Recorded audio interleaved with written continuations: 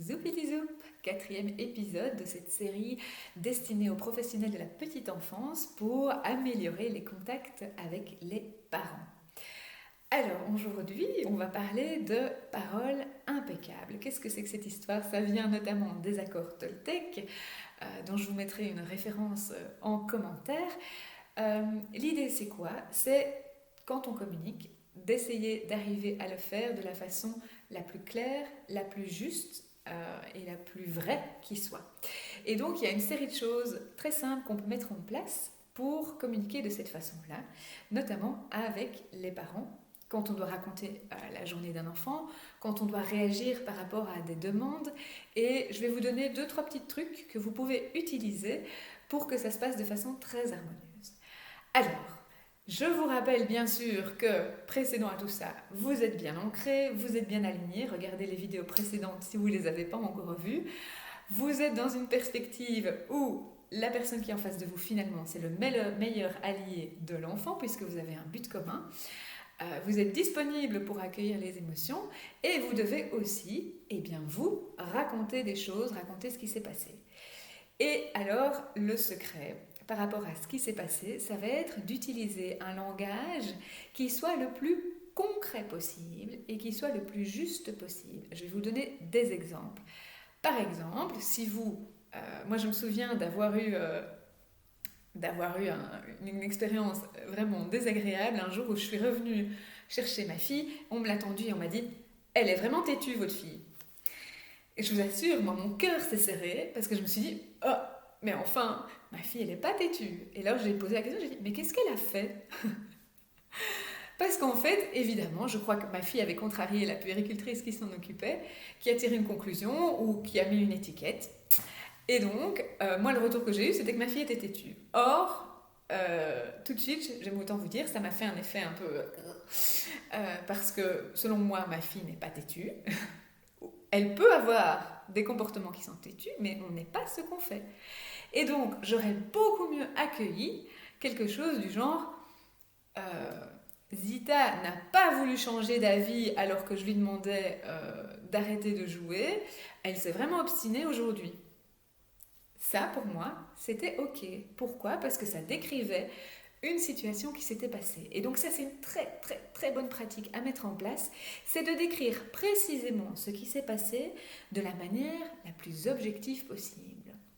Donc, ça veut dire que si un enfant a renversé plusieurs fois, vous allez dire, elle a renversé 2 fois son gobelet, plutôt qu'elle n'a pas arrêté de renverser. Voilà un exemple concret. Ou bien, je suis revenue, j'ai entendu ça également, mais c'était à la garderie, la dame de la garderie qui disait à une maman, il a frappé tous les enfants. Alors, la maman a ajouté ce dit, tous les enfants?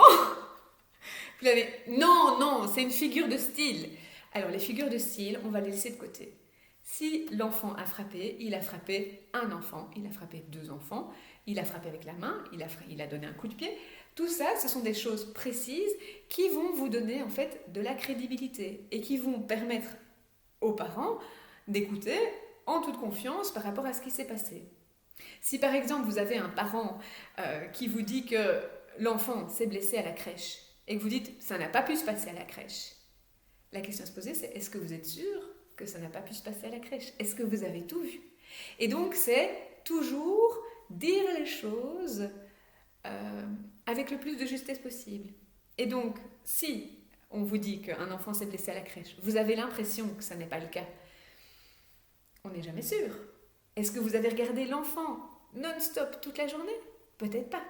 Et donc c'est intéressant de dire, écoutez, je n'ai rien vu se passer aujourd'hui. On va demander aux collègues, mais je n'ai rien entendu. De notre côté, nous n'avons rien remarqué. Vous entendez la différence par rapport à ça n'a pas pu se passer à la crèche. La personne qui est en face, elle va se sentir beaucoup moins mise en cause, elle va moins avoir l'impression qu'on ne la croit pas, parce que ça aussi, quand on est un parent, qu'on dit quelque chose et que la personne dit non, ça c'est pas possible, c'est très très difficile à entendre. Et donc, pour arriver à être le plus objectif possible, le plus clair, il y a vraiment des secrets qui sont 1. On n'oublie les jamais, on oublie les toujours. on oublie les encore, parce qu'il y a un jugement là derrière. Il a encore mordu. Le parent qui entend, il a encore mordu. Ouf, c'est dur à entendre, figurez-vous. Pensez si vous avez des enfants, imaginez ce que vous avez envie qu'on vous dise aussi. Et donc, on n'oublie les jamais, les toujours, les encore. Et deuxième chose, on va parler en je si on donne un avis. J'ai l'impression qu'il était très fatigué. J'ai l'impression qu'il a de l'angoisse pour l'instant. Parce qu'il y a quelque chose qu'il ne faut pas oublier, c'est que les parents connaissent très bien leur enfant. Et donc si vous leur donnez un jugement par rapport à l'enfant, vous avez le risque qu'ils ne soient pas d'accord. Ce qui est tout à fait OK. Mais pour leur laisser cet espace, il faut que vous parliez de votre impression. Donc, pas de jamais, pas de toujours, pas de encore, on parle en je. Et alors, on parle le plus concrètement possible. Ça, je vous renvoie à une autre vidéo que j'ai faite sur le fait de parler concrètement. Le lien sera ici en dessous. Pour être sûr qu'il n'y a pas de malentendu, qu'il n'y a pas de jugement, la façon la plus simple, c'est de parler de façon extrêmement concrète et de décrire les choses dans le détail. Donc, ça veut dire que